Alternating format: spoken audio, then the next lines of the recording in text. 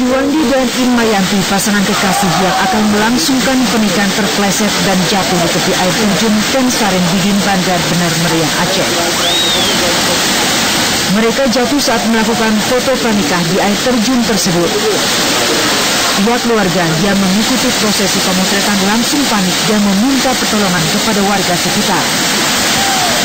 Puluhan petugas gabungan dari polisi, TNI, dan Basarnas pun diterjunkan untuk mencari pasangan calon pengantin. Hasilnya, kedua korban ditemukan sudah tidak bernyawa, dan kedua jenazah langsung dibawa ke rumah sakit untuk diotopsi. Akibat peristiwa ini, untuk sementara waktu tempat wisata air terjun Tensaren Bidin ditutup untuk umum. Akan tetapi sampai di bawah, duluan memoto dulu siapa ini si Ari Irawandi sebelum dia diambil syuting untuk weddingnya, dipoto dulu sama Irawandi keponakan yang dua. Sementara yang perempuan duduk di batu sebelah.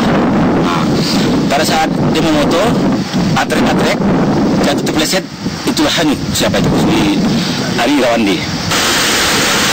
Sedianya kedua insan ini akan melangsungkan resepsi pernikahan mereka pada 5 April 2016 mendatang.